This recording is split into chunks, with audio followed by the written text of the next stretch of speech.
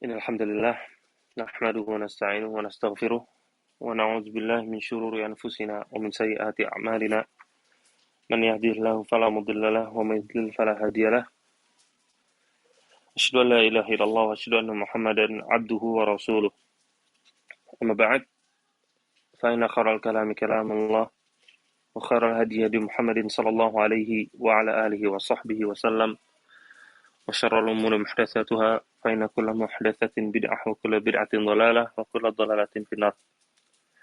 Ikhwata para pendengar Klub 45 yang semoga selalu dirahmati oleh Allah Ta'ala. Pada malam hari ini kita akan melanjutkan kajian kita dari kitab Ahaditsul Akhlaq, kumpulan hadis-hadis yang berkaitan tentang masalah akhlak, yang dituliskan oleh Syekh Abdul Razak Ibn Abdul Muhsin Al-Badr Hafizahullah Ta'ala. Dan kita sekarang sudah sampai di bab yang ke-16. Berarti kita sudah melewati setengah kitab, yaitu bab Zammul ghibah wan namimah was sukhriyah. Buruknya gibah, adu domba, serta kesombongan. Di sini ikhwas kalian, rahimani rahimakumullah, Syekh menjelaskan di sini salah satu dari bahaya lisan, dan juga termasuk di sini bahaya dari keburukan hati seseorang. Yang mana kita ketahui Islam mengajarkan kepada semua kebaikan dan melarang dari semua keburukan. Karena di antara keburukan-keburukan tersebut, ada yang bukan cuma mencederai satu atau dua orang, tapi bisa mencederai banyak orang, masyarakat. Keburukannya bisa tersebar kemana-mana. Maka dari itu Islam menutup pintu-pintu keburukan ini. Dan di antara keburukan tersebut adalah keburukan yang dijelaskan di bab ini. Itu masalah ghibah, adu domba, dan juga kesombongan. Ikhwas sekalian, rahimani wa rahmakumullah. Di sini Syekh pertama kali membahas tentang masalah ghibah. Bahaya dari ghibah. Ghibah beberapa kali disebutkan dalam Al-Quran, di antara surat Al-Hujurat. Di ayat ke-12, Allah Ta'ala menyebutkan, وَلَا يَغْتَبْ بَعْضُكُمْ بَعْضًا. Sebuah ayat yang sudah sering kita dengar, dan sering diwanti-wanti oleh para khotib dan juga para da'i, mengingatkan tentang pentingnya masalah ini. Allah Ta'ala menyebutkan, dan janganlah kalian saling berbuat ghibah satu sama lain. Ayuhibbu ahadukum an ya'kula lahma akhihi maitan fakarihtumuh. Apakah salah seorang di antara kalian suka kalau dia memakan daging saudaranya sendiri yang sudah menjadi bangkai, fakarihtumuh, maka kalian tentu pasti akan membencinya. Nah, ini adalah permisalan tentang orang-orang yang melakukan ghibah, gosip, ngomongin orang. Dan di sini Syekh menyebutkan tafsir dari ayat ini yang dikatakan oleh Ibn Abbas. Ibn Abbas menyebutkan, harramallahu 'alal mu'min an yaktabal mu'min bi syai'in kama harramal maitah. Bahwasanya Allah Ta'ala melarang orang mukmin untuk berbuat ghibah kepada mukmin yang lain. Sebagaimana Allah Ta'ala pun melarang atau mengharamkan bangkai. Jadi, saking jeleknya perbuatan ghibah itu, perbuatan ngosipin, ngomongin orang itu, Allah Ta'ala sampai serupakan perbuatan tersebut dengan bangkai. Yang mana bangkai itu dibenci oleh semua orang, dan bangkai itu pun dilarang, diharamkan untuk dikonsumsi oleh orang-orang mukmin. Jadi disamakan dua perbuatan ini, karena saking buruknya. Kemudian ada sebuah perkataan Qais bin Abi Hazim. Qais bin Abi Hazim ini mengatakan, Amr bin al-As pernah melewati bangkai dari seekor unta yang sudah hancur badannya. Sudah bangkai, sudah rusak. Kemudian Amr bin al-As pun berhenti di depan bangkai tersebut. Kemudian beliau berkata, Wallahi, la an ya'kula ahadukum min hadha hatta yamla jawfahu khairun lahu min an yaghtaba akhah. Demi Allah, kata Amr bin al-As, kalau ada salah seorang dari kalian makan bangkai ini sampai dia itu kenyang, itu lebih baik daripada dia itu ngegibahin saudaranya sendiri. Nah, perhatikan di sini. Berarti Amr bin As ingin menjelaskan kepada kita tentang keburukan dari ghibah. Yang mana ghibah itu lebih parah daripada seorang makan bangkai. Maka itu perhatikan tentang masalah ini. Lalu kemudian di Syekh di sini, rahimahullah taala, beliau menyebutkan tentang pengertian gibah yang disebutkan langsung oleh Nabi Shallallahu Alaihi Wasallam dari Abu Hurairah radhiyallahu taala anhu. Nabi SAW bersabda, "Atadruna mal ghibah?" Apakah kalian tahu apa itu gibah? Kemudian para sahabat berkata, Allah wa rasuluhu a'lam. Allah dan Rasulnya yang lebih tahu. Kemudian Nabi bersabda, zikruka akhaka bima yakrah. Apa itu gibah? Yaitu engkau menyebutkan tentang saudaramu sesuatu yang dia itu benci, yang dia nggak suka. Qil, lalu ada seorang bertanya kepada Rasulullah, afara'aita in kana fi akhi ma'akul? Itu, hai Rasulullah, bagaimana pendapatmu kalau ternyata apa yang aku bicarakan ini benar? Memang itu yang dilakukan sama saudaraku itu yang sedang dibicarakan. Kemudian Nabi pun menjawab, in kana fihi ma taqul faqad iqtabtahu wa illam yakun fihi faqad bahattahu. Yaitu kalau ternyata yang kamu bicarakan itu memang benar dilakukan oleh saudaramu, maka itulah yang namanya gibah. Kamu telah berbuat gibah kepadanya.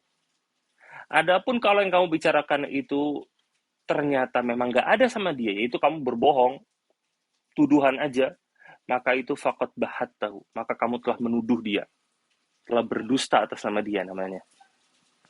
Nah, di sini ikhwas sekalian, Nabi SAW memberikan pengertian kepada kita, definisi dari apa itu ghibah yang diinginkan oleh Allah Ta'ala dalam Al-Quran, yaitu menyebutkan aib dari saudaranya, atau menyebutkan sesuatu yang dibenci oleh saudaranya di belakang dia. Dan itu merupakan sebuah kebenaran. Ini yang sering disalahartikan oleh orang-orang ketika dikasih tahu, nggak boleh ini ghibah. Dia bilang, enggak, bener kok, emang dia ngelakuin begini. Ya benar dia ngakuin itu, itulah yang namanya ghibah. Kalau dia tidak melakukan itu, nah itu namanya bohong namanya. Kamu telah berdusta, telah menuduh dia namanya. Nah, dua-duanya ini adalah hal yang dilarang dua-duanya. Mau ghibah di belakang dia, hal yang dia benci. Mau meniru jalannya dia yang jelek misalkan, suaranya dia, gaya bicara dia yang jelek misalkan, atau ya hal-hal yang dia benci. Kalau dia jalan badannya bau misalkan, atau dia itu kalau ngomong suka terbata-bata, mukanya begini, badannya begini, nah, dan lain-lain yang dia itu benci kalau dibicarakan di hadapan dia, itu yang namanya ghibah. Sedangkan kalau ngomongin dia, sedangkan dia tidak melakukannya, maka itu tuduhan kepadanya. Itu bukan ghibah. Dan itu pun sama-sama suatu hal yang haram, karena merusak kehormatan seorang muslim. Kemudian ikhwas sekalian, di sini Syekh Abdul Razak menjelaskan, wahadhil kabirah, dosa besar ini, dosa besar ghibah itu, ya'zum ismuha, dosanya itu bisa bertambah besar. Tergantung siapa yang dia gibahi, siapa yang dia gosipin, siapa yang lagi dia omongin, tergantung. Faghibatu man lahu haqqun 'alal insan, ngomongin seseorang atau gibahin seseorang yang punya hak, yang punya peran terhadap orang tersebut, seperti gibahin ibu sendiri, bapaknya, istrinya, atau saudaranya, atau orang yang dekat sama dia, atau tetangga dekatnya, maka itu dosanya akan berbeda dengan gibahin orang yang jauh. Maka dosanya itu bertingkat beda, tergantung bagaimana peran orang tersebut kepada dirinya. Li'annahu idhafatan ila ma fihi min ghiba fihi tadyi'un li hadzal haqqil khas. Apa sebabnya? Kenapa gibahin orang yang punya peran sama kita, yang punya pengaruh sama kita itu dosa lebih besar? Kenapa? Karena kita punya hak sama dia. Atau dia itu punya hak sama kita. Kita punya kewajiban sama dia. Orang yang dia itu punya kebaikan kepada kita, dia itu punya peran kepada kita, maka kita berkewajiban untuk menjaga nama baik dia. Kita berkewajiban untuk membalas kebaikan dia, bersyukur kepada dia, bersyukur kepada manusia. Dan di antara cara untuk menjaga nama baik dia adalah tidak membicarakan nama dia di belakang. Di antaranya adalah bersyukur kepada dia, nggak jelek-jelekin dia di belakang. Nggak ngomong-ngomongin aibnya dia di belakang. Itu adalah di antara bentuk rasa syukur.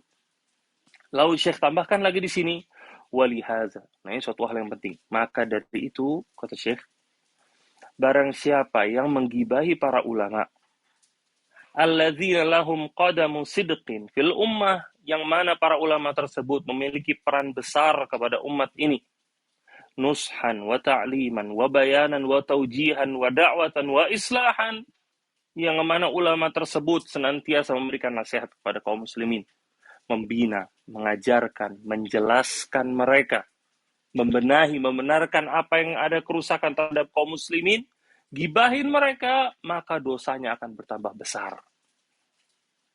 Lima lahum min haqqin khas ala umumil muslimin. Karena kita orang-orang muslim itu punya kewajiban kepada para ulama. Kita harus setia kepada mereka, harus mencintai mereka, harus senantiasa mendoakan mereka.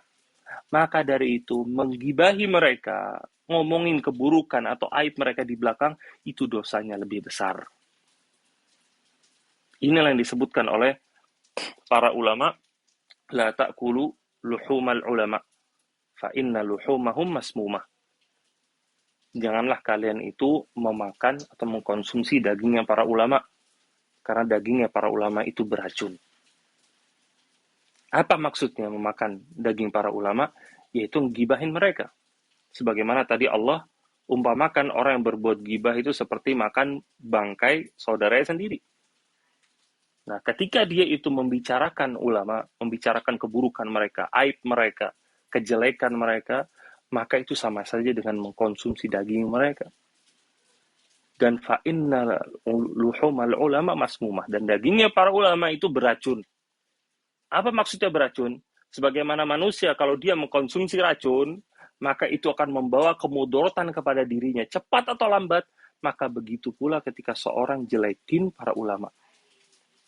Dia akan mendapatkan kerusakan pada dirinya sedikit demi sedikit. Dia akan menjauh dari kebaikan. Dia akan menjauh dari hidayah. Pintu hidayah, cahaya akan tertutup bagi dia. Yang mana dia itu lebih nyaman ketika menerima keburukan daripada dia itu menerima kebaikan. Dia lebih suka terhadap kesesatan daripada cahayanya Allah Ta'ala. Itu bisa jadi disebabkan karena apa? Karena dia sering jelek-jelekin para ulama. Maka dari itu ya ikhwah, hati-hati buat kita semua. Orang-orang yang memiliki peran kepada kita. Orang tua kita, karib kerabat kita, para guru kita, para ustadz kita, para ulama kita, maka kita nggak boleh menyebarkan aib mereka. Khususnya kita, kalau dekat kepada mereka, maka tentu mereka manusia. Mereka pasti pernah melakukan kesalahan. Kalau mereka nggak pernah melakukan kesalahan, maka mereka namanya malaikat. Terkadang kita kaget, loh kok ternyata melakukan begini juga ya, padahal dia ustadz. Padahal dia itu ulama. Padahal dia itu demikian, padahal itu demikian. Nah, kewajiban bagi kita semua adalah menutup aib tersebut. Tidak menyebarkan aib tersebut. Karena semua kita adalah manusia, pasti pernah melakukan kesalahan. Maka dari itu, tunjukkan diri kita adalah diri yang baik. Jangan menyebarkan keburukan orang, apalagi keburukan para ulama. Ikhwas sekalian, rahimani wa rahmakumullah. Lalu Syekh di sini menyebutkan tentang masalah keburukan dari ghibah. Di antara keburukan ghibah yang lain, annallaha yahtak sutrahu wa yafdahuhu. Bahwasanya Allah Ta'ala akan menyingkap aibnya dia dan juga akan menyebarkannya.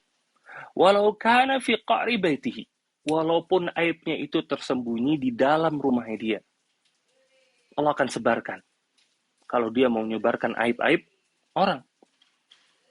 Nabi SAW dalam hadisnya bersabda yang sini disebutkan oleh Syekh, ya ma'syara man amana bilisanihi, wahai sekalian yang beriman dengan lisannya, walam yadkhulul imanu qalbahu la taqtabul muslimin, dan keimanan belum masuk ke dalam hatinya, maka janganlah kalian menggibahi kaum muslimin. Wala tattabi'u auratihim, jangan kalian itu mencari-cari kejelekan-kejelekan mereka.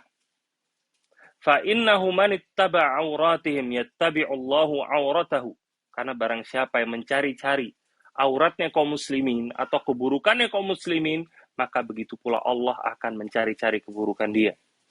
Wa man yattabi'ullahu auratahu yafdahu, Dan barang siapa yang dia itu dicari sama Allah keburukannya, maka Allah akan menyebarkannya. Nah, ini adalah peringatan buat orang-orang yang suka menyebarkan aib kaum muslimin. Kemudian Syekh sebutkan, wa hadza yadul ala anna man yaf'al mithla hadhil af'al indahu naqsun fil iman. Ini menunjukkan orang yang berbuat gibah itu berarti keimanannya kurang. Karena Nabi SAW di sini menyebutkan barang siapa yang keimanannya itu nggak masuk ke dalam hatinya, maka janganlah kalian itu berbuat gibah kepada kaum muslimin. Tanda keimanan dalam hatinya itu tidak sempurna.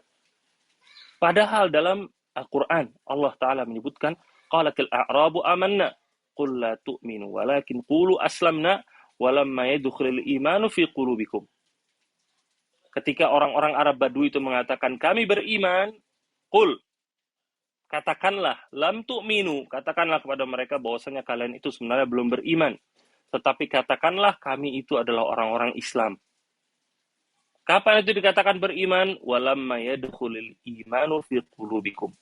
Yaitu ketika keimanan telah masuk ke dalam hati-hati kalian.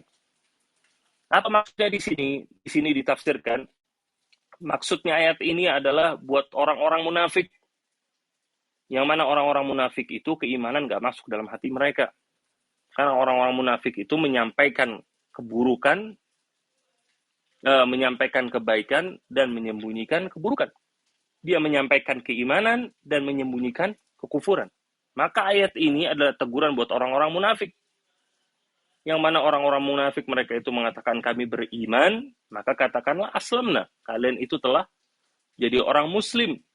Tapi seorang dikatakan beriman kalau keimanan itu sudah masuk ke dalam hati. Tapi penafsiran yang lain dikatakan, innal maksud annahum mu'minuna naqisul iman. Yang dimaksudkan di ayat ini adalah orang-orang mukmin yang keimanannya itu sedikit atau berkurang. Lam yatamakkanil imanu fi qulubihim, yang mana hati itu belum tertancap dalam hati mereka. Nah, ayat ini teguran buat mereka. Karena keimanan belum tertancap dalam hati. Di antaranya adalah siapa? Orang yang selalu suka melakukan ghibah. Ngomongin orang lain, menyebarkan aib dan juga kekurangan orang lain. Kemudian dari ayat ini juga atau dari hadis ini juga bagaimana Allah Ta'ala akan membongkar aib orang. Membongkar aib orang yang suka bongkar aib orang lain. Itu ada namanya yaitu innal jaza min jinsil amal. Balasan yang diterima seseorang itu tergantung amalan yang dia lakukan. Dia suka bongkar aib orang, maka balasannya Allah pun akan bongkar aib dia. Faman yattabi' aurata akhihi yattabi' Allah auratah. Barang siapa yang suka nyari kekurangan-kekurangan kaum muslimin, maka Allah pun akan mencari-cari kekurangan dia. Itu namanya al-jaza' min jinsil amal. Kemudian dalam hadis yang lain, ikhwah sekalian, ini dalam hadis Jabir radhiyallahu taala anhuma. Jabir mengatakan, "Kunna ma'an Nabi SAW." Kami pernah bersama Nabi SAW sedang jalan. Fartafa'at rihu jifatin muntinah. Kemudian tercium bau bangkai yang sangat menyengat. Kemudian Rasulullah SAW bersabda, "Atadruna ma hadhir rih?" Kalian tahu nggak ini bau apa yang menyengat ini? Kemudian Nabi mengatakan, "Hadhihi rihul ladzina yaqtabunal muslimin." Ini adalah bau orang-orang yang ngegibahin orang-orang mukmin. Ini baunya. Nah, ini adalah di antara hal gaib yang disampaikan oleh Nabi Shallallahu Alaihi Wasallam. Menunjukkan apa di sini? Menunjukkan tentang keburukannya orang-orang yang berbuat gibah. Majelis mereka itu busuk seperti apa yang mereka katakan. Kemudian hadis yang lain disebutkan oleh Syekh di sini adalah hadis Abu Hurairah. Abu Hurairah berkata, Rasulullah SAW bersabda, "Kulul muslim 'alal muslimi haramun damuhu wa maluhu wa irduh." Setiap muslim kepada muslim yang lain itu haram. Darahnya, hartanya, dan juga kehormatannya. Perhatikan di sini, ikhwah. Ini sebuah hadis yang luar biasa. Sebuah hadis yang sering kita dengar, tapi sering kita lupakan tentang pentingnya hadis ini. Dalam hadis ini, Nabi SAW menjelaskan haknya seorang muslim. Orang kalau sudah menjadi muslim, maka darahnya, hartanya, kehormatannya nggak boleh diganggu. Dan yang masuk ke dalam pembahasan kita di sini adalah kehormatan disamakan oleh Nabi SAW dengan harta dan juga darah. Menunjukkan ini sama penting semuanya. Apa sih kerusakan dalam masalah darah? Yaitu pembunuhan. Apa sih kerusakan dalam masalah harta? Yaitu pencurian. Apa sih kerusakan dalam masalah kehormatan? Yaitu ghibah. Merusak kehormatan dia. Menjelek-jelekkan dia di belakangnya. Itu disamakan semua sama Nabi SAW. Nah ini kan menunjukkan haknya seorang muslim itu tinggi di Islam. Maka ini semua harus senantiasa kita jaga. Sebagaimana kita nggak mau merusak darahnya kaum muslimin. Nggak mau menyakiti dia, apalagi menumpahkan darahnya.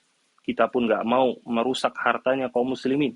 Kita nggak mau ngambil hartanya dia, mencuri dia, dari dia, menipu dia. Maka begitu pula kita nggak boleh merusak kehormatan kaum muslimin.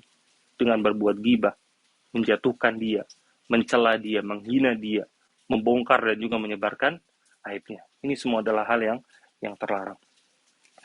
Kemudian hadis yang terakhir yang berkaitan tentang masalah ghibah. Yang berkaitan tentang masalah ghibah. Itu hadis dari Anas bin Malik radhiyallahu taala anhu.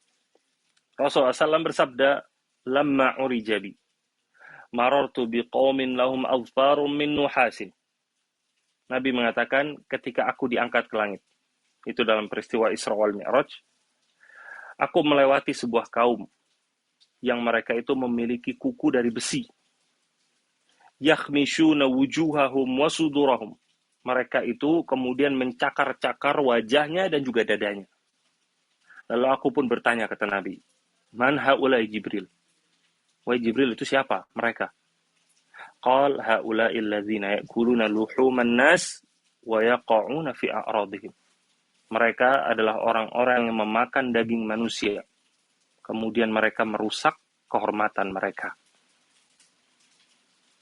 Nah, hadis ini ikhwah secara khusus adalah celaan buat orang-orang pelaku ghibah dan juga ancaman bagi para pelaku ghibah. Yang mana para pelaku ghibah nanti di neraka mereka akan memiliki kuku-kuku dari besi. Dan itu semua dipergunakan untuk merusak wajah dan juga dada mereka. Mereka cakar semuanya. Apa sebabnya? Sebabnya ini juga seperti kaidah yang tadi. Al-jaza min jinsil amal. Balasan yang didapatkan oleh seseorang itu adalah amalan yang dia perbuat dahulunya. Sebagaimana dia itu suka gibahin orang. Yang mana gibah itu kan menjelek-jelekkan, merusak. Dia itu menyobek-nyobek kehormatan orang, maka balasannya dia akan menyobek-nyobek kehormatannya sendiri. Dia akan merusak-rusak dirinya. Ketika orang yang berbuat ghibah itu merusak orang lain, mengatakan si fulan itu begini, si fulan itu begini. Saya ngelihat kemarin dia itu melakukan demikian dan juga demikian. Yang padahal mereka yang di majelis tersebut, mereka nggak mendapatkan maslahat apapun dari cerita kita. Tidak ada hubungan apapun. Tapi itu dijadikan bahan tertawaan sama dia. Apa yang dilakukan oleh si fulan, si A itu nggak ada hubungan sama sekali. Tidak bawa kemudorotan buat orang lain. Tapi itu diceritakan karena mau menjadi konsumsi publik. Dia pengen selalu menjadi orang yang vokal di majelis. Selalu pengen diperhatikan. Selalu pengen dia dianggap sebagai narasumber di situ. Orang yang selalu bawa topik baru, selalu up to date dia itu. Pengen dia itu dianggap dia itu lebih mengetahui tentang orang lain daripada orang-orang tersebut. Pengen orang-orang biar paham dia itu paling mengenal seorang ustadz. Maka itu dia menceritakan semua kehidupan pribadi ustadz tersebut. Saya pernah sama ustadz ini, saya pernah safar ke sini, saya ngelihat ustadz ini melakukan demikian dan juga demikian. Diceritakan. Padahal nggak ada hubungan dengan keilmuan dia, nggak ada hubungan dengan lain-lain. Dan itu semua adalah hal-hal yang mubah yang cuma mungkin merasa kaget aja. Karena dia ngelihat ustadz tersebut melakukan demikian. Tapi disebarkan dengan tujuan untuk supaya menurunkan derajat ustadz tersebut. Ini diantara contoh. Itu kan namanya merusak. begitu pula balasan nanti di akhirat, orang tersebut akan merusak dirinya sendiri dengan kuku-kuku yang terbuat dari besi. Wal'iyadzubillah. Kemudian ikhwas sekalian, rahimani wa rahmakumullah. Lalu Syekh di sini masuk ke dalam masalah an-namam, yaitu masalah adu domba. Syekh mengatakan, fa innahu yu'addu afatun minal afat wa dararan 'aziman 'alal mujtama'at. Perbuatan adu domba itu termasuk sebuah kerusakan dan keburukan yang terbesar kepada masyarakat. Maka dari itu Allah Ta'ala melarang hamba-hambanya untuk melakukan namimah, untuk melakukan adu domba. Allah mengatakan, wala tuti' kulla hallafin mahin hammazin masya'in binamin. Janganlah kamu itu mengikuti orang-orang yang suka sumpah dan juga suka menghinakan orang lain. Dan juga jangan kamu mengikuti orang yang suka mencela dan suka berjalan dengan adu domba. Ini larangan dari Allah Ta'ala. Secara khusus, di ayat ini diantaranya kepada para pelaku adu domba. Jangan turutin mereka. Jangan ikutin. Dalam artian apa? Kalau kalian menemukan orang-orang tersebut, maka hentikan dia. Jangan turutin dia. Mereka itu kadang suka datang ke orang-orang, menghubungi orang-orang, lalu menyebarkan berita-berita bohong. Dia sebarkan berita bohong, atau terkadang berita benar, yang dia mau sampaikan supaya terjadi keributan. Maka Allah katakan, wala tuti'. Jangan turutin apa yang dia katakan tersebut. Jangan turutin. Nah, orang-orang seperti itu, ikhwah, mereka itu tujuannya terkadang menghasut. Mereka menghasut. Mereka mau menyebarkan kerusakan. Mereka mau merusak hubungan antara si fulan A dan juga si fulan B. Atau antara si C, antara si D. Padahal hubungannya mereka itu hubungan yang biasa. Tapi mau dirusak sama dia.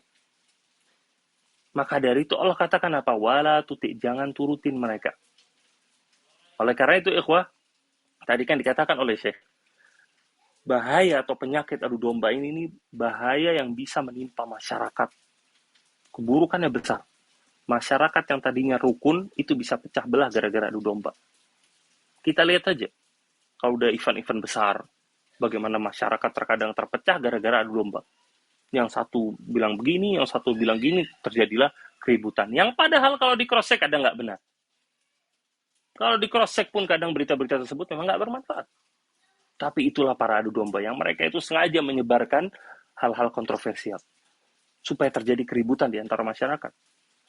Nah, maka dari itu orang-orang seperti ini nggak boleh diturutin. Lalu kemudian Syekh di sini menyebutkan hal yang lain. Di antara bentuk bahwasanya para pelaku adu domba itu nggak boleh diturutin. Kisah Umar bin Abdul Aziz, rahimahullah taala.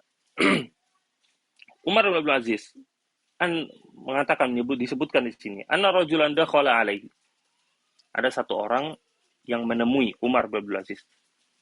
Umar bin Abdul Aziz itu dahulu Amirul Mukminin. Itu pemimpin khalifah. Ada satu orang yang menemui Umar bin Abdul Aziz ini. Lalu dia itu menyampaikan sebuah berita. Lalu Umar mengatakan, in syi'ta nadharna fi amrik. Kalau kamu mau, kami akan cek kebenaran dari berita tersebut. Fa in kunta kadziban fa anta min ahli hadhil ayah in ja'akum fasiqun binaba'in fatabayyanu. Kalau ternyata beritamu itu bohong, maka kamu termasuk ke dalam ayat in ja'akum fasiqun. Kalau datang kepadamu seorang yang fasik dengan sebuah berita, maka koreksilah berita tersebut. Berarti kamu itu orang fasik. Wa in kunta shadiqan fa anta min ahli hadhil ayah hammazin masya'in binamim. Kalau ternyata kamu benar, maka kamu termasuk ke dalam ayat hammazin, yaitu orang-orang yang suka mencela, masya'in binamim, dan juga berjalan dengan adu domba. Karena berita yang disampaikan ini adalah berita yang kontroversial. Berita yang kontroversial. Yang kalau disampaikan, itu akan menimbulkan fitnah di antara kaum muslimin. Dan kerusakannya akan lebih besar daripada perbaikannya. Nah, berita seperti ini yang dimaksudkan oleh Umar di sini, berita yang didapatkan. Kalau berita ini bohong, berarti kamu itu pendusta. Tapi kalau berita ini benar, dan ini berita yang kontroversial, keburukannya bakal lebih besar kalau disebarkan kepada kaum muslimin, maka kamu termasuk kepada hamazin masya'in binamin. Orang yang mencela dan juga berjalan dengan adu domba. Dari sini kita pahami, ikhwah,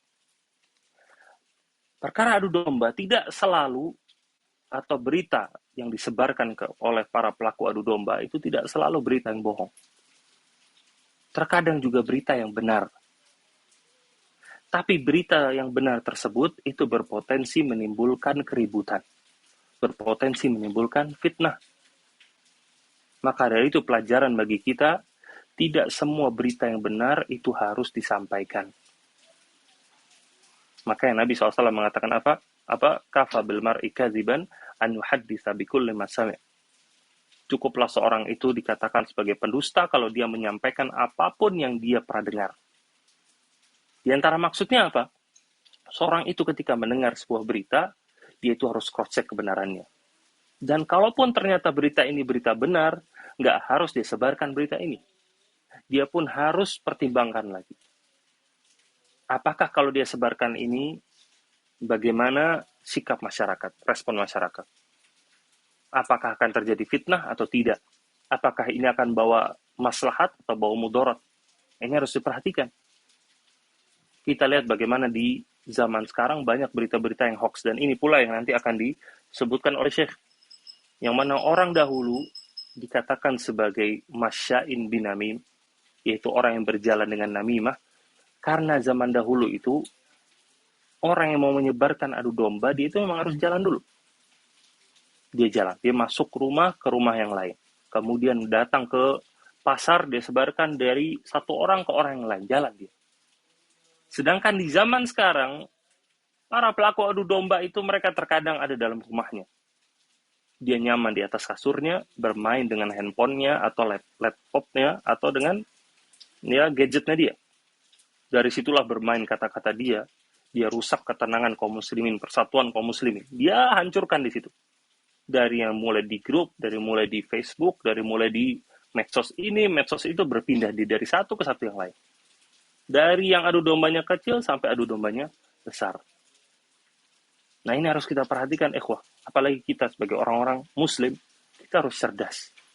Cerdas dalam mendapatkan sebuah berita, cerdas dalam menyebarkan sebuah berita. Kita kan tahu, ketika kita mau mendapatkan sebuah berita, maka kita nggak boleh ngambil dari semua sumber. Kita harus perhatikan sumber mana yang mau kita jadikan sebagai landasan ilmu kita. Kita harus tahu apakah sumber tersebut terpercaya, apakah sumber ini adalah sumber yang direkomendasikan oleh para ulama dan juga para ahli ilmu. Kalau memang direkomendasikan, maka boleh kita ambil. Tapi kalau kita tahu ternyata media tersebut pembohong, maka kita harus hati-hati. Filter kita harus filter yang super tipis. Yang memang kita itu bisa mengkoreksi mana yang benar dan juga mana yang salah. Dan ini butuh yang namanya pengalaman, butuh yang namanya ilmu. Nah, kalau ini adalah masalah mendapatkan berita, beda lagi urusan menyebarkan sebuah berita. Itu urusan yang lain, berbeda lagi. Ada ilmu tersendiri, ada pertimbangan tersendiri, beda dengan ketika kita menerima berita. Bisa jadi berita tersebut adalah kebaikan, maslahat buat kita, dan di satu sisi adalah keburukan bagi orang lain kalau kita ini sebarkan. Maka dari itu butuh pertimbangan yang berbeda. Kita cek, kita koreksi berita tersebut benar atau tidak. Bagaimana respon masyarakat kalau kita sebarkan berita ini? Apakah akan menimbulkan kontroversi atau tidak? Maslahat atau mudarat seperti yang tadi disebutkan. Dan ini juga berlaku di semua berita. Mau di WhatsApp, mau di Facebook, mau di medsos yang lain. Maka dari itu di beberapa tahun terakhir banyak sekali para ustadz dan juga di mana-mana dikasih tahu tentang bahaya berita-berita yang hoax. Nah, berita yang hoax itu banyak tersebar karena dari para pembaca sendiri. Bagaimana banyak di antara mereka yang terburu-buru. Mereka terburu-buru dalam membaca, terburu-buru dalam menjudge, kemudian terburu-buru pula dalam menyebarkan. Akhirnya tersebarlah berita-berita palsu itu. Jadilah ini memang sudah akhir zaman. Kaqita'il lailil muzlim, kata Nabi. Seperti potongan malam yang gelap gulita. Apa maksudnya? yaitu terkadang seorang itu nggak bisa lagi membedakan mana yang baik dan juga mana yang benar, kecuali dengan cahaya ilmu, dengan cahaya iman. Maka dari itu Nabi SAW mengatakan dalam hadis tersebut, yusbihu minhum mu'minan wa yumsi kafiran, wa yumsi mu'minan wa yusbihu kafiran. Ada orang yang pagi harinya muslim, sorenya kafir. Ada yang sorenya muslim, paginya kafir. Kenapa? Karena berita ini. Karena berita yang berbeda-beda itu datang. Dia nggak bisa membedakan mana yang baik dan juga mana yang salah. Ini namanya akhir zaman. Maka dari itu, ikhwah, kita harus cerdas. Cerdas dalam mendapatkan dan juga cerdas dalam menyebarkan. Lalu ikhwah sekalian, warahmatullah. Hadis yang lain yang disebutkan oleh Syekh di sini yang berkaitan tentang masalah ghibah. Nabi SAW bersabda, Ala ukhbirukum bi khiyarikum. Maukah kalian aku beritahukan tentang orang yang terbaik di antara kalian? Qalu bala ya Rasulullah. Kemudian para sahabat mengatakan, tentu ya Rasulullah. Rasulullah menyebutkan, alladzina idza ru'u dzukirallah. Yaitu orang ketika dia itu dilihat, maka dia itu sedang berzikir kepada Allah. Itu dia itu senang berzikir kepada Allah. Summa qala ala ukhbirukum bi syirarikum. Maukah kalian aku beritahukan orang yang paling buruk di antara kalian? Yaitu siapa? Al-masya'una bin namimah, al-mufsiduna bainal ahibbah, al-baghuna lil bura'il anat. Yaitu orang yang berjalan dengan adu domba, merusak hubungan dua orang yang mencintai, kemudian membalas kebaikan dengan keburukan. Itu orang-orang yang terburuk.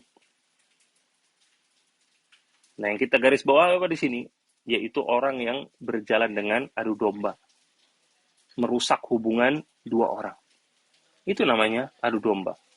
Itu adalah orang yang terburuk, kata Nabi Shallallahu Alaihi Wasallam.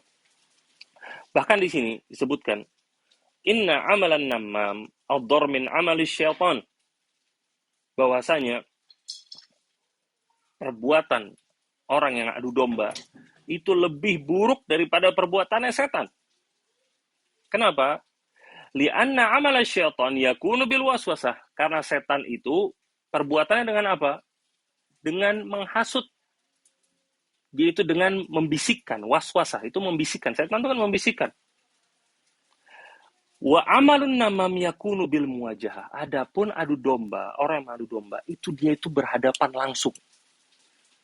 Dia itu menyebarkan keburukannya dengan apa? Dengan ngomong langsung.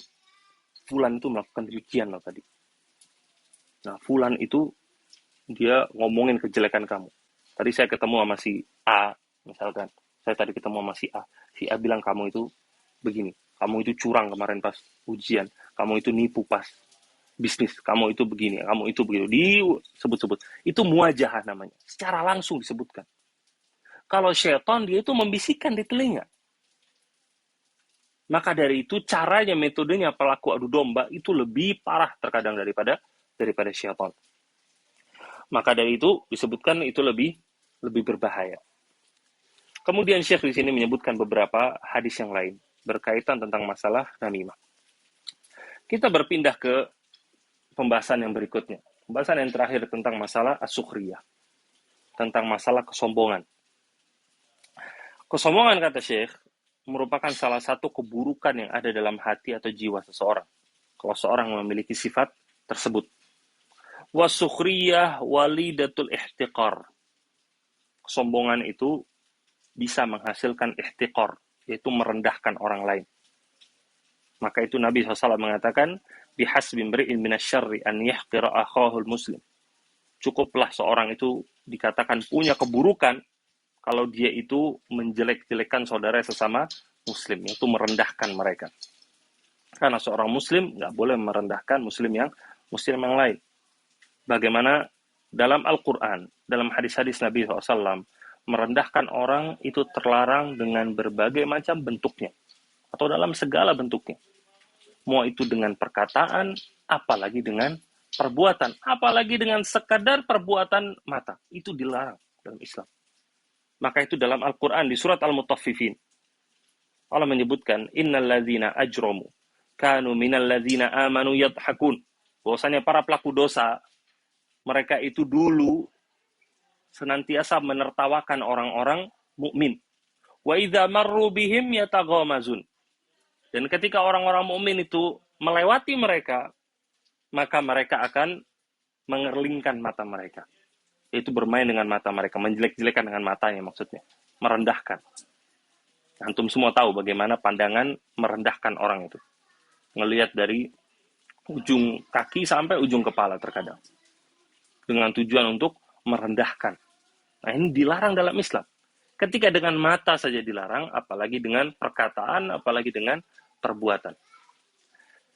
Nah, kemudian Syekh menyebutkan di sini beberapa ayat.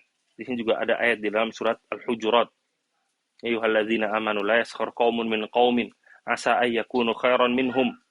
Wahai orang-orang yang beriman, janganlah kalian itu mencela sebuah kaum, karena bisa jadi mereka itu lebih baik daripada kalian. Kemudian juga Syekh menyebutkan hadis yang sering kita dengar, bahwasanya tidak akan masuk surga la yadkhul jannah man kana fi qalbihi mithqala dzarratin min kibrin. Tidak akan masuk surga seorang yang dalam hatinya ada sekecil biji zarrah dari kesombongan. Kemudian kesombongan apa yang dimasukkan di situ? Yaitu al-kibru, batarul haqqi wa ghamtun nas. Yaitu menolak kebenaran dan juga merendahkan manusia. Itu yang dimasukkan dengan kesombongan. Maka kita nggak boleh merendahkan orang dalam berbagai bentuknya. Tidak dengan perkataan, tidak juga dengan perbuatan. Lalu yang terakhir, hadis yang terakhir berkaitan tentang masalah ini, Syekh sebutkan, Rubba ash'atha aghbar zi timraini madfu'in bil bab. Lau aqsama 'ala Allahi la abarrah. Hadis ini, ikhwah, berkaitan tentang masalah bagaimana menjudge orang, menghukumi orang. Kita nggak boleh menghukumi seorang berdasarkan outfitnya dia, berdasarkan baju yang dia pakai. Kita nggak bisa melihat seorang itu berantakan, maka kita judge dia ini orang yang jelek, dia ini orang yang buruk, akhlaknya pasti jauh sekali. Kita nggak boleh seperti itu. Nabi SAW menyebutkan, bisa jadi orang yang rambutnya itu acak-acakan. Kalau masuk ke dalam rumah itu langsung diusir, tapi lau aqsama 'ala Allahi la abarrah. Kalau dia itu bersumpah atas nama Allah, maka dia pasti akan menunaikannya. Atau dimaksudkan yang lain, Allah Ta'ala akan membantu dia untuk menunaikan sumpahnya dia. Saking Allah cinta sama dia. Maksud dari hadis ini adalah, orang terkadang outfitnya dari secara luar nih memang buruk. Yaitu bajunya misalkan lusuh. Mukanya misalkan kurang baik, misalkan kurang good looking kalau orang sekarang bilang. Tapi terkadang hatinya baik. Dia itu orang yang beriman. Dia sering bantu orang. Dia itu senantiasa beriman kepada Allah, bertawakal kepada Allah, berharap kepada Allah, takut kepada Allah, maka Allah cinta kepada dia. Nah, orang-orang seperti ini adalah orang-orang yang harusnya kita percaya. Kita nggak bisa ngejudge orang dari luarnya. Betapa banyak malah orang-orang yang rapih pakaiannya. Bagus kita lihat wajahnya itu good looking, semuanya bagus, rapi semuanya, tapi ternyata sifatnya buruk. Nah, di sini berarti sesuai dengan yang kita sering dengar. Kita nggak boleh ngejudge book by its cover. Menghukumi sebuah buku dari covernya. Dan juga yang perlu kita pahami di sini maksudnya, terkadang orang-orang itu memang nggak mampu. Terkadang orang itu nggak mampu, maka dia pakai pakaian yang begitu, ya itulah yang memang dia punya. Itu bukan pakaian pilihan dia. Bukan maksudnya di sini kita diperintahkan memakai baju yang lusuh, pakai baju yang jelek, rambut acak-acakan, tidak. Yang dibicarakan di sini orang yang memang itu bukan pilihan dia nggak punya itu semua. Yang dia punya yang memang seperti itu. Dia berusaha pakai pakaian yang terbaik, ya pakaian yang terbaiknya itu ternyata pakaian yang terburuk yang dimiliki oleh orang-orang kaya terkadang. Dia sudah berusaha. Maka kita nggak boleh menghukumi dia hanya berdasarkan bajunya. Kita tahu banyak para penipu, banyak koruptor bajunya bagus-bagus. Tapi banyak orang-orang yang setia, orang-orang yang baik, dia itu baju jelek-jelek. Mungkin antum tahu Ustaz, ini sebagai contoh ya sebelum kita tutup, Ustaz Ahmad Bazher. Ustaz Ahmad Bazher dulu waktu di Madinah, pernah kehilangan dompet dulu. Dompetnya isinya kalau nggak salah 3.500 real saat itu. 3.500 real saat itu kurang lebih 10 juta lebih ada di dompetnya. Karena kita ngomong real ya. Kalau duit rupiah 10 juta lebih nggak bisa masuk dompet. Nah ini 3.000 real lebih itu ada di dompet Ustaz Ahmad Basir dulu. Hilang beberapa hari. Kita coba cari ke sana ke sini juga nggak ketemu. Kurang lebih 5 atau 6 hari ada berita ketemu. Ada orang yang nge-scan izin tinggalnya Ustaz Ahmad Basir, di-scan di kertas, kemudian ditempel di toko, di toko kampus itulah, biar semua orang lihat. Nah kita pun lihat, kita samperin yang bilang ketemu dompetnya ini. Ternyata yang menemukan dompetnya ini itu tukang sapu dari Bangladesh. Tukang sapu dari Bangladesh. Tukang sapu itu gajinya kecil. Gajinya kecil, hidupnya susah, itu pun gajinya sebagian besar itu dikirimkan ke kampungnya buat anak istrinya. Dikembalikan duit itu atau dompetnya ke Ustaz Ahmad Basir masih lengkap. Itu lengkap, 1 real pun nggak ada berkurang di situ. Dan Ustaz Ahmad pun ngeluarin duit saat itu, kalau nggak salah 500 real kalau nggak salah, untuk kasih ke tukang sapu ini. Nggak mau terima. Dipaksa nggak mau terima. Dimasukin ke kantongnya, diambil, dikeluarin. Nggak mau, dia nggak mau terima. Nggak mau. Nah inti dia cerita ini lihat. Outfit seseorang, baju seorang itu tidak bisa menghakimi apa yang dalam hati. Terkadang yang pakai outfit paling buruk, ternyata hatinya itu paling baik. Terkadang juga outfitnya paling bagus, ternyata hatinya paling buruk. Maka kita nggak bisa ngejudge hati seseorang. Kita harus selalu ingat, inna akramakum indallahi atqakum. Sungguhnya yang paling mulia di antara kalian di sisi Allah adalah yang paling bertakwa kepada Allah Ta'ala. Wallahu ta'ala. Nah. Allah barik fiik Ustaz, jazakumullah khairan atas ilmu yang telah antum sampaikan, dan ini adalah merupakan hal yang sangat penting yang harus kami perhatikan. Dan teman-teman sekalian, alhamdulillah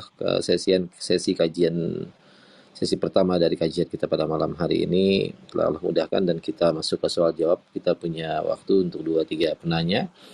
Anda coba untuk atur, jadi nanti tolong bertanya sesuai dengan tema, terus singkat dan padat. Mohon kesabarannya. Oke. Clara, untuk tafadhol untuk bertanya kepada Ustaz satu pertanyaan tanpa melembutkan suaranya. Iya, terima kasih untuk klub 45.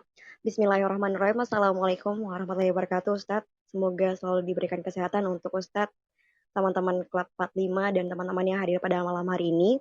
Afwan Ustadz, Ana izin bertanya, bagaimana caranya bertaubat dari ghibah dan menghilangkan kebiasaan itu? Apakah harus meminta maaf kepada orang yang digibahi? Tapi bagaimana Ustadz kalau orang yang digibahi tersebut sudah meninggal, Ustadz? Barakallahu fiik.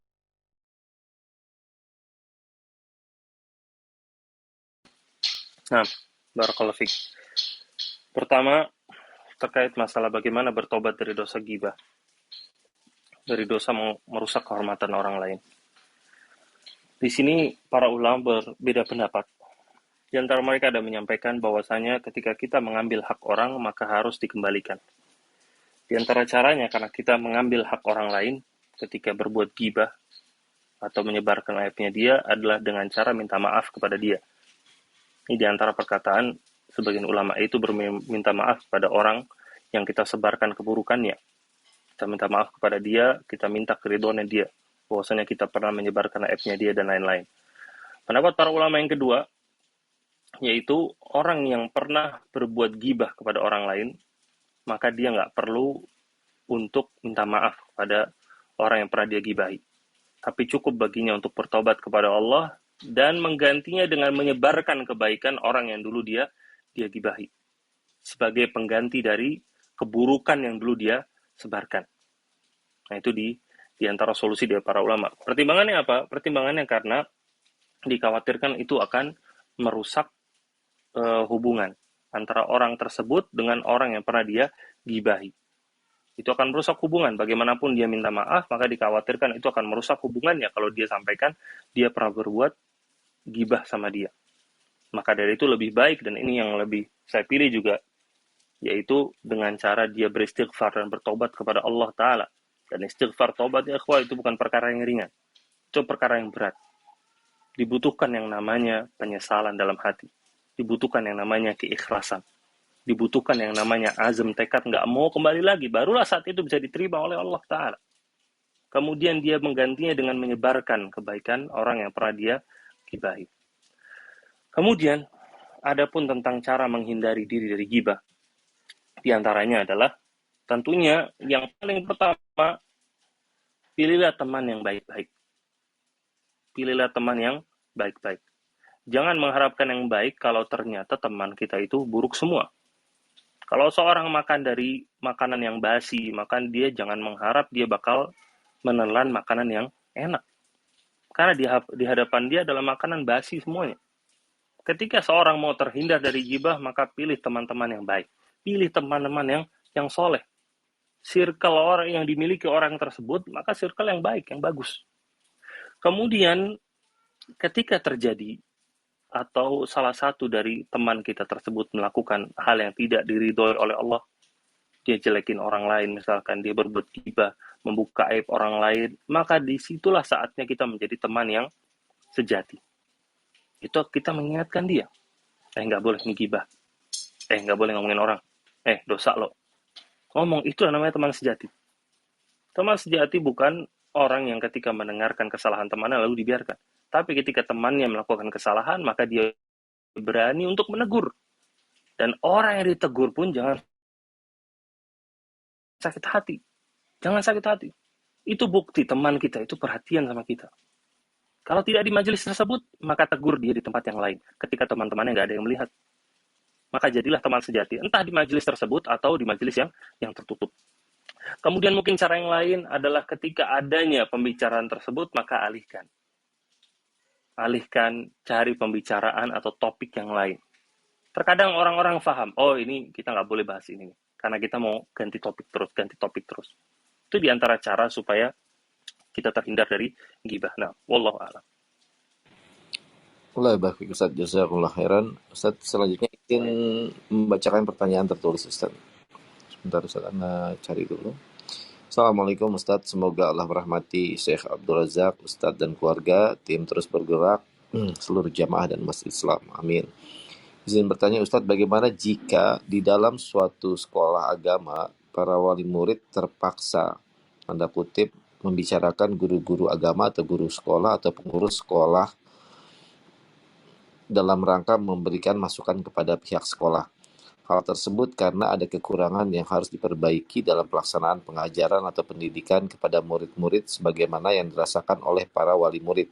Jika tidak dibicarakan kekurangan tersebut, maka dikhawatirkan perbaikan atau peningkatan proses belajar akan sulit terjadi.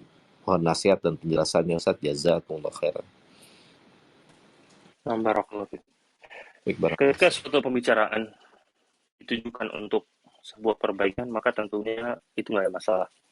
Seperti dicontohkan di sini, bagaimana para wali murid mereka berkumpul dengan tujuan untuk mengeluarkan solusi dari sebuah masalah. Maka ini nggak ada masalah. Dan ini tidak termasuk ke dalam sebuah namimah atau perilaku adu domba. Asalkan niatnya itu benar dan tujuannya itu jelas. Dan ini juga sebenarnya dijelaskan oleh Syekh tadi. Cuma sengaja memang kita lewatkan karena waktu yang terbatas dengan pembahasan ini yang panjang. Syekh di sini menyebutkan, adapun orang yang dia itu berusaha untuk menyampaikan sebuah perkataan dari satu orang kepada orang yang lain dengan tujuan supaya terjadinya persatuan, terjadinya kerukunan antara mereka berdua, memadamkan api permusuhan di antara mereka, maka ini nggak ada masalah. Ini bukan termasuk namimah. Ini kata Syekh sebagaimana yang Nabi SAW sabdakan, laisal kadzdzabul ladzi yuslihu bainan nas fayanmi khairan aw yaqulu khairan. Bukanlah seorang pendusta itu yang dia itu berusaha untuk mendamaikan manusia supaya nanti akan timbul kebaikan dan juga perkataan-perkataan yang baik. Maka dari itu apa yang dilakukan oleh saudari ini itu wallahu alam bukan termasuk dari namimah, bukan termasuk adu domba, tapi itu adalah sebuah usaha untuk terjadinya sebuah kebaikan. Tapi yang perlu diperhatikan adalah agar hal ini tidak terlewat batas. Maka semua hal yang terlewat batas adalah hal yang jelek, adalah hal yang buruk. Dan biasa majelis tersebut itu adalah majelis yang memang harus selalu hati-hati. Memang mereka mau berusaha untuk mengeluarkan solusi dari sebuah masalah, tapi mereka harus tetap hati-hati. Karena mereka itu sedang berada di pinggir jurang istilahnya.